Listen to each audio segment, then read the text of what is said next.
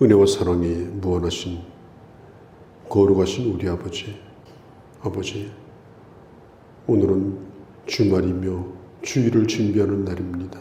성전을 사모하며 순례자의 심정으로 우리의 심령이 주께 가까이 나가는 귀한 한 달이 되도록 은혜를 더하여 주시옵소서. 하나님 아버지, 주님 앞에 간절히 비옵는 것은 오늘 아침도 하나님의 귀한 말씀을 바르게 전하고 또 바르게 들을 수 있도록 성령 안에서 아버지 하나님이여 저희들을 깨닫게 하여 주시고 오늘도 종일토록 주의 말씀을 묵상하며 살게 하여 주옵소서. 우리나라를 돌보아 주시고 주의 은총을 더하여 주시옵소서. 흔들리고 불안한 세상 가운데 나라를 지도하는 분들이 결코 실족하는 일이 없게 하시고 바른 마음을 가지고 섬기는 종들이 되도록 은혜를 더하여 주시옵소서. 우리 교회를 기억해 주시기를 원합니다. 하나님이여, 우리가 흩어진 교회로 교회 사명을 잘 감당케 하시고 또 모일 날을 사모하며 아버지 깨어 기도하는 교회가 되도록 은혜 내려 주시옵소서. 오늘도 주의 자녀들을 기억하옵소서. 국내나 해외나 또한 직장으로 흩어진 주의 자녀들, 공부하는 학생들, 군대에 가 있는 형제들에 이르기까지 저희들을 주님 돌보아 주시고 어린아이들 또한 아버지 노인 어른들 병중에 있는 분들도 우리 하나님께서 돌보아 주시옵소서. 오늘도 좋은 소식이 들려지게 하시고 복된 소식을 전하는 날이 되게 하여 주시옵소서. 우리 주 예수님의 이름으로 기도하옵나이다. 아멘. 요한일서 5장 13절에서 16절까지입니다. 사도 요한이 기록한 글은 요한복음이 먼저 기록되었고 그리고 그의 말년에 요한서신 1서, 2서, 3서가 기록이 되었습니다. 요한복음이나 요한서신이나 공통적인 주제가 있습니다. 그것이 뭐냐면은 예수님은 하나님이 보내신 유일한 구원자다. 요한복음도 이제 마지막 결론을 지으면서 요한복음 20장 31절에 이것을 너희에게 기록하는 것은 너희로 예수께서 하나님의 아들이심을 믿게 하려 하며 또한 너희로 믿고 그 이름을 힘입어 생명을 얻게 하기 위해서다. 요한복음을 기록한 목적이 두 가지죠. 예수 그리스도가 하나님의 아들이시다. 그를 믿는 자는 영원한 생명을 얻는다. 그게 요한복음의 주제입니다. 또 이 요한이 보낸 편지의 마지막 결론도 마찬가지입니다. 오늘 13절에 나와 있죠. 내가 하나님의 아들을 내 이름을 믿는 너희에게 이것을 쓰는 것은 너희로 하여금 너희에게 영생이 있음을 알게 하려 함이라. 요한복음하고 똑같죠, 결론이. 그러니까 같은 결론을 가지고 있습니다. 예수는 하나님의 아들이요 그를 믿는 자는 영생이 있다. 그러므로 흔들리지 말라. 아주 분명하고 그리고 지속적인 확신 가운데 살아가라. 이 구원의 확신이 참 중요합니다.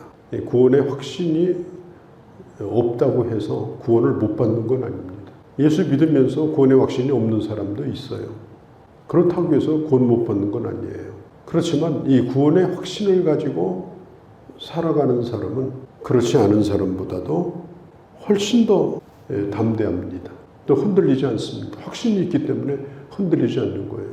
일관되게 든든히 서서 믿음의 길을 걸어갈 수가 있습니다. 그러니까 구원의 확신을 가지는 것이 신앙생활에 있어서 아주 중요합니다. 또 한 가지 중요한 게 뭐냐면은 14절에 우리가 가지고 있는 담대함 가운데 하나가 뭐냐? 기도의 응답의 확신입니다. 그의 뜻대로 무엇이든지 구하면 하나님께서 우리의 기도를 들어주신다. 이 확신입니다. 그러니까 기도를 많이 하고 오래 하는 것도 중요합니다. 그러나 하나님이 내 기도를 반드시 들으신다.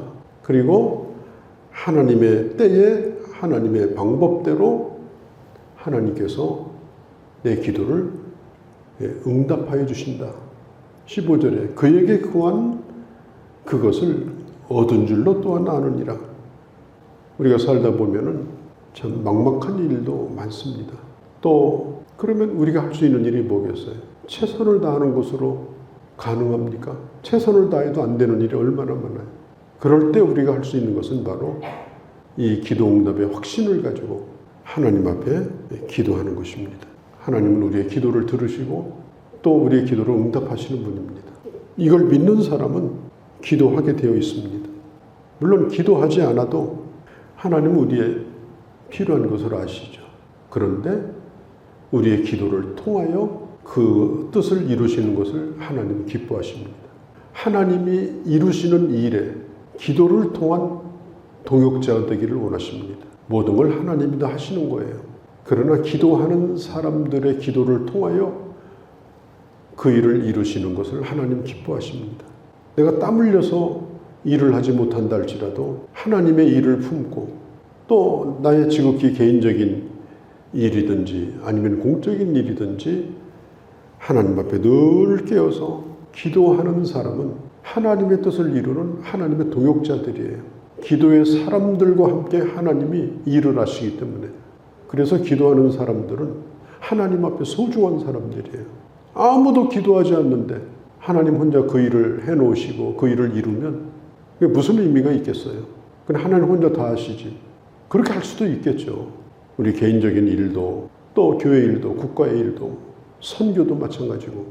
그러니까 이 기도하는 것은 단순히 내가 뭐 필요한 것을 구한다 그런 것을 뛰어넘어서 기도하는 사람은 하나님의 동역자로서 오늘 하나님의 일에 참여하고 있는 것이다. 기도하는 사람일 때 얼마나 그 사람이 귀하겠어요. 하나님은 기도하는 사람을 사랑하십니다. 기도하는 사람을 하나님은 귀히 여기십니다. 그리고 그가 기도한 것을 응답하시는 것을 하나님이 기뻐하십니다. 저는 어떤 때 기도할 때 뭐 저 개인적인 기도도 하고 또 교회를 위한 기도도 하지만은 나와 전혀 상관이 없는 사람, 그런 사람들을 위해서도 기도합니다. 그리고 나중에 소식을 들어보면 또 하나님께서 참 아름답게 잘 그 일을 그 어려움을 또 풀게 하시고 이런 것을 보면서 참 보람을 느끼고 또 감사한 마음을 가질 때가 있어요. 내 눈앞에 있는 일만 위해서가 아닙니다. 우리가 기도하지 않아도 주님이 이 땅에 오십니다. 그러나 기도한 사람은 주님이 오실 때에 그 기쁨에 동참합니다. 왜? 기도한 사람이기 때문에. 메시아가 이 땅에 나타나기를 평생토록 기도한 사람이 있었어요. 시몬이라는 사람이에요. 근데 시몬이 그날도 성전에 나와서 언제 그리스도를 보내주실 것입니까? 간절히 하나님 앞에 기도하는데 그때 마리아와 요셉이 예수님을 안고 헌화식, 결례를 행하러 온 거예요. 그때 성령께서 시몬에게 가르쳐 줍니다. 저분이 바로 네가 그렇게 구하던 메시아다. 그때 시몬이 하나님 앞에 불렀던 노래가 누가복음에 잘 나와 있습니다. 누가복음 2장에. 그는 이렇게 말합니다. 하나님이 하시는 일을 내가 보았으니 이제는 내가 편안히 눈을 감을 수가 있습니다. 사람이 가장 행복할 때가 언제냐? 지금 하나님이 데려가셔도 조금도 미련이 없을 때, 이대로 끝나도 나는 여한이 없다. 그게 가장 행복할 때예요. 시몬이 그렇게 말했어요. 그 사람이 구했다고 해서 그리스도가 왔겠습니까? 그러나 평생토록 기다리며 기도했기 때문에 그 그리스도를 만나는 특별한 은혜를 주셨고 그런 행복을 주신 거예요. 그러니까 이 기도하는 사람, 정말 하나님 앞에 사랑받는 사람입니다. 그래서 우리가 기도하는 사람으로 살아야 되는 겁니다. 그리고 기도하는 것은 우리가 뭐 힘써가지고 하나님을 굴복시키고 내 뜻대로 되기를 바라고 그게 아니고 하나님의 뜻이 이루어지는 과정 가운데 내가 참여하는 거예요. 그게 바로 기도입니다. 그래서 우리가 기도할 때는 항상 하나님의 뜻이 무엇인가, 또 내가 잘 모를 때는 하나님의 뜻대로 되기를 원하는 그런 기도를 우리는 하게 되는 것입니다. 특별히 우리 기도의 특권 가운데 하나가 증보기도하는 것입니다. 내가 다른 사람을 위해서 하나님 앞에 나가 기도하는 것, 이 증보기도는 내가 할 수 있는 가장 놀라운 특권 가운데 하나입니다. 자기중심적인 그런 욕심으로 가득 찬 기도가 아니라 이 제사장적 기도, 제사장의 기도, 이 중보기도, 병든 사람, 실패한 사람, 또 내가 돌보는 영적인 그런 돌봐야 될 그런 사람들, 또 믿음이 떨어진 사람들, 또 교회 사역자들, 또 연약한 사람들, 슬픔을 당한 사람들, 뭐 여러 사람들이 많죠. 특별히 주변에 기도해 줄 사람이 아무도 없는, 내가 기도하지 않으면 객관적으로 기도해 줄 사람이 없는 그런 사람들, 그들을 위해서 그걸 사명으로 알고 하나님 앞에 기도하는 그런 것을 다 생략하고, 우리 기도하러 나와서도 그런 거 다 생략하고 내 기도를 그냥 밥 한 숟가락 먹듯이 꿀꺽 삼키고 가버리면 참 민망한 일이죠. 또 우리가 어떤 일이 있을 때 참 비판하고 험담하고 평가하고 그런 시간은 긴데, 정말 그런 일들을 위해서 기도하지 않고 살아간다면 그것도 참 하나님 앞에 참 부끄러운 일입니다. 그래서 하나님 우리에게 주신 이 두 가지 확신, 구원의 확신, 그리고 예수 이름으로 기도할 때 하나님께서 우리의 기도를 반드시 들으시며 응답하신다. 내가 생각한 것보다 더 뛰어난 방법으로 주님의 뜻을 이루시고, 또 기도를 통하여 하나님은 하나님의 일의 동역자로 나를 삼으셨다. 그것을 잊어서는 안 되는 것입니다. 그 다음에 이 뒤를 좀 더 읽어보면은 16절 또 17절에 보면 사망에 이르는 죄와 사망에 이르지 않는 죄가 나와 있습니다. 사망에 이르지 않는 죄를 범하거든 그 죄에서 빠져나오도록 그를 위해서 기도해야 됩니다. 사망에 이르지 않는 죄가 뭐예요? 예수님이 이런 말씀을 하셨어요. 베드로가 예수님을 3번 부인할 때 정말 베드로는 완전히 이 폭풍 속에서 다 파손된 배와 같았습니다. 그야말로 다 깨져버렸어요. 주님을 3번씩이나 부인하고 나중에는 주님을 저주하면서 부인했으니까. 그런데 베드로가 정신 차리고 돌아왔어요. 주님이 베드로에게 하신 말씀이, 사탄이 너를 밀가불듯 했을 때 내가 너를 위해서 기도했다. 사탄이 너를 밀가불듯 했다. 곡식을 키 위에다 놓고 까불면은 곡식이 난리가 나잖아요. 그때 이제 막 쭉정이가 다 날아가 버리잖아요. 아궁이에 들어가는 거예요. 사탄이 베드로를 그렇게 했어요. 그리고 주님을 떠나서 갈릴리로 가버렸어요. 그때 주님이 그 베드로를 위하여 기도하셨습니다. 그를 위해서 기도하라.